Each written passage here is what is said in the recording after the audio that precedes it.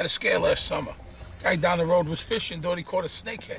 In the unforgiving world of The Sopranos, loyalty is everything.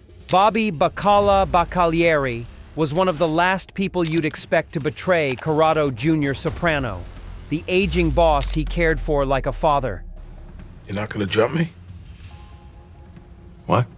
Yet by the end, Bobby did exactly that. How did a gentle giant so devoted to Junior end up turning his back on him? To find the answer, we have to unravel a relationship built on old-school loyalty, strained by shifting power, family ties, and the creeping fear that in their world, betrayal may be inevitable. March 2006. An elderly Junior Soprano shuffles down his darkened staircase, paranoid and clutching a handgun. In his delusion, he mistakes his visiting nephew Tony for an old enemy and fires a shot that will change everything.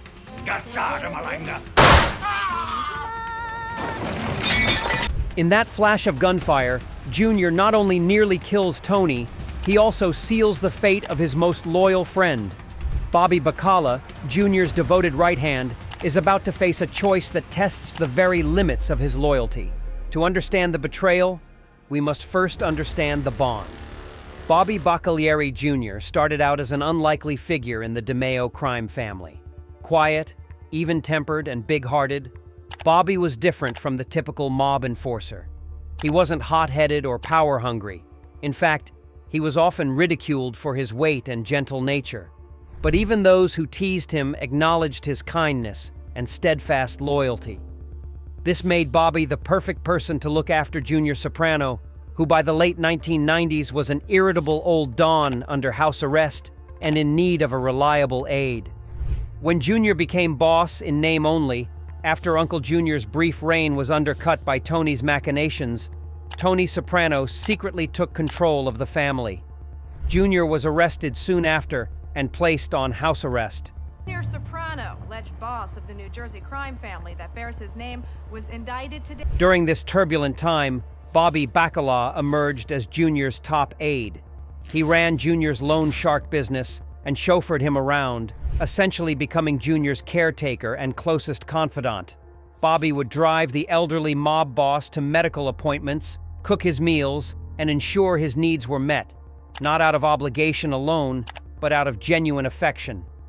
In many ways, Junior became a surrogate father figure to Bobby, especially after Bobby's own father, a respected old-timer mobster, passed away. The two men developed a unique bond. Away from the violence of the streets, their relationship could even be tender or funny. Junior, with all his cantankerous pride, trusted the kind-hearted Bobby.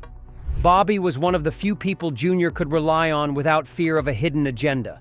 And Bobby, for his part, admired Uncle June and treated him with the utmost respect. He was often seen patiently indulging Junior's quirks and temper. In one instance, as Junior battled cancer, Bobby was by his side at hospital visits, offering comfort when few others from the family would. Junior once tried to warn Bobby to stay away from Janice, Tony's sister, when she began flirting with him after his first wife's death, a rare moment of protective concern from Junior. It was almost fatherly. This was the depth of their connection, built on years of loyalty, care, and mutual if unspoken love. So how did things go so wrong?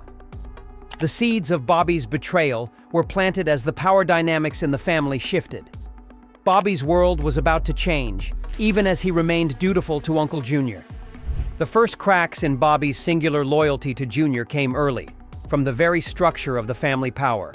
After Junior's 1999 arrest, Tony Soprano assumed de facto control of the family. Junior might have kept his title as boss, but it was in name only. In fact, Tony went so far as to use Bobby as the messenger to deliver a harsh reality to Junior. Junior could keep the title, but almost all his businesses were forfeited to Tony's control. Junior would be left with only a small 5% tribute, barely enough to live on. But we'll assume you do now. You tell my uncle that he gets to keep 5%. 5% of his shy. It was a humiliating arrangement, and Bobby, ever loyal, bit his tongue and relayed Tony's terms to his boss and friend. Imagine Bobby in that moment, standing in front of Junior Soprano, a man he revered, and telling him that his nephew was stripping away his power. It was an early test of Bobby's loyalties. If Junior resented Bobby for being Tony's mouthpiece, he didn't show it openly. But the reality was clear. Tony held the real power, and Bobby was caught in the middle. For a while, Bobby managed to serve both uncle and nephew without conflict. In Season 2, when Richie April plotted to overthrow Tony, Junior himself was torn between old grudges and doing what was best for the family. Ultimately, Junior sided with Tony. He betrayed Richie and warned Tony of the looming threat. Tony was grateful for Junior's tip-off and slightly increased Junior's allowance from the stolen businesses. In a sense, Junior betrayed one of his own allies to align with Tony, and Bobby saw that even Junior could compromise loyalty when survival demanded it. This moment subtly taught Bobby a lesson he'd carry forward. In their world, loyalties can shift when the balance of power shifts. During this period, Bobby became more entrenched as Junior's right-hand man. He was rewarded with greater responsibility. Junior promoted Bobby to run the day-to-day of his diminished crew and even made him a captain after an elderly capo stepped aside. Bobby now reported to Junior, but also, indirectly, to Tony. He was in a delicate position, Junior's man, but increasingly Tony's guy too. The next big shift was personal rather than business. Bobby's wife Karen died in a car accident, leaving him a grieving single father. During this vulnerable time, Janice Soprano, Tony's manipulative sister and Junior's estranged niece, set her sights on Bobby.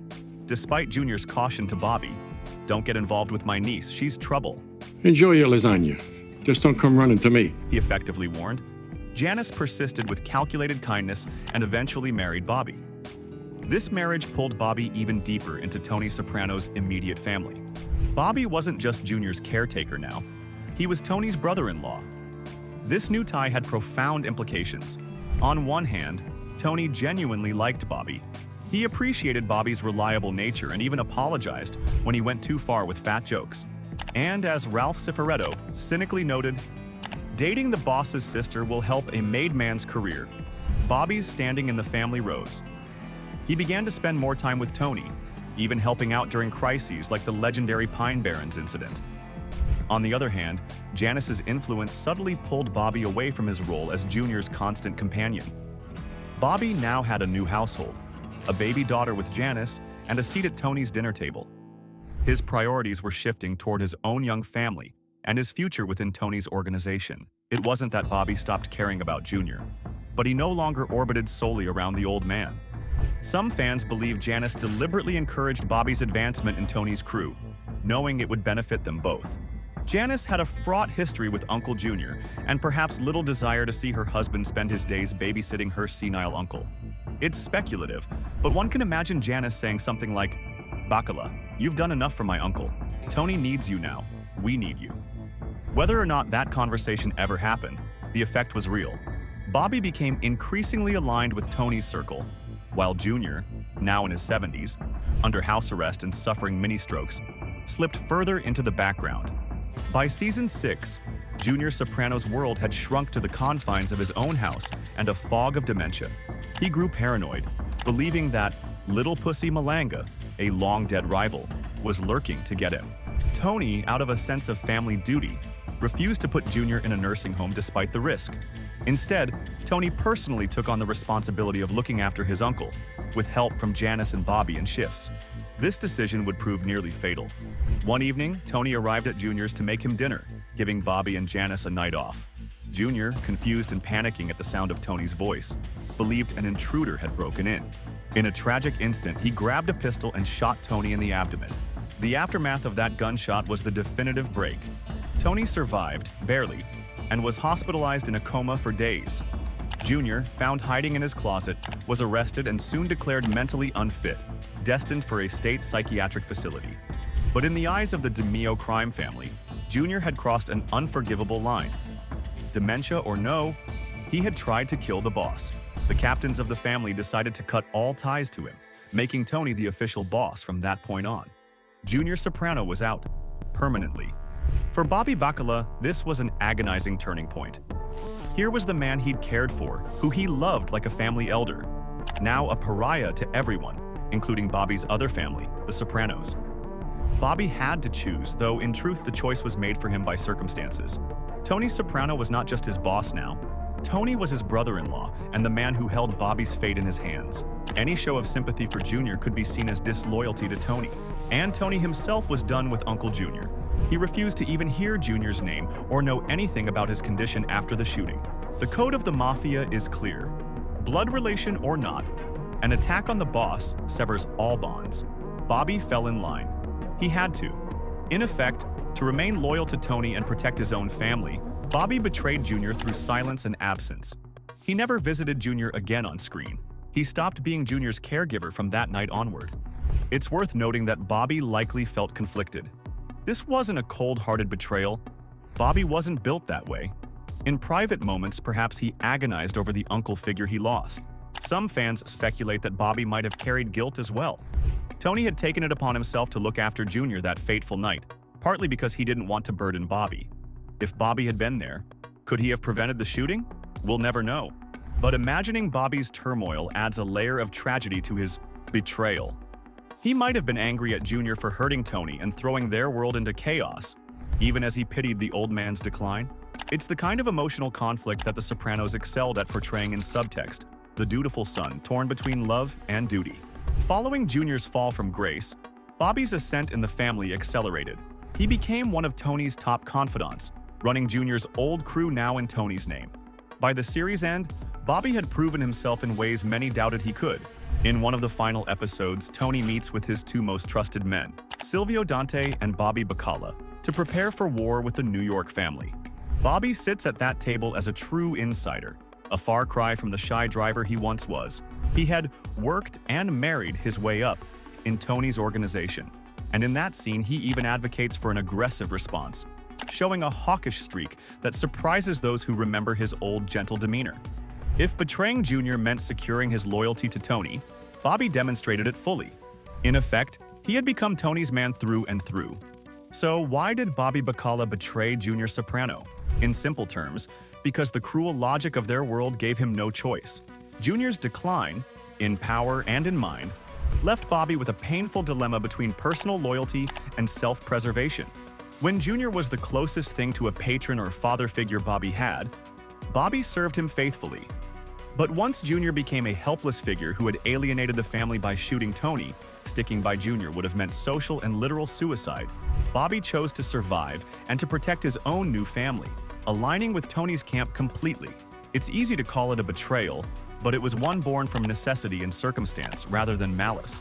Bobby never turned state witness against Junior, never actively plotted against him.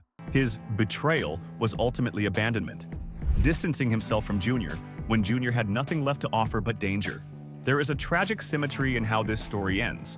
Bobby Baccala himself met a violent end, gunned down by New York hitmen in the penultimate episode as the war he helped advocate finally came.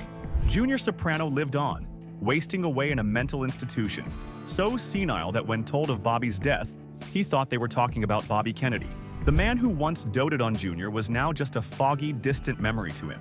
In their final on-screen moments, Junior is visited by Janice, who tries to remind him who Bobby was, but Junior no longer understands. In the very end, Junior dies alone, off-screen, and whatever loyalty Bobby had given him in life is long lost to the haze of dementia. The tale of Bobby Baccala and Uncle Junior is a quiet tragedy within The Sopranos. It's about loyalty given and loyalty withdrawn. It shows how in the mob, betrayal often comes not with a gun in hand, but with a phone call never made, a visit skipped, a once faithful soldier quietly slipping away. Bobby's betrayal of Junior was not the kind born of greed or hatred. It was the slow, sad realization that Junior Soprano's time was over. In the end, Bobby did what nearly everyone in that world does. He looked to the living, to the future, and left the past behind. It's a betrayal by the cold rules of the mafia, but perhaps in Bobby's heart, it was his most painful sacrifice. If you're lucky, you'll remember the good times, one character says in the series finale. And if you're lucky, you'll remember the little moments. Junior couldn't remember at all, and Bobby didn't live to reminisce. Their story leaves us with a haunting question. Was Bobby's abandonment of Junior a betrayal, or was it an inevitable outcome in a world where yesterday's loyalty means nothing against today's survival? The answer, like so much in The Sopranos, is bittersweet. In a world defined by betrayal, Bobby Baccala's final betrayal stands out as uniquely sorrowful. The loyal son who had to turn his back on the old man he loved in order to live a life that ultimately swallowed him whole.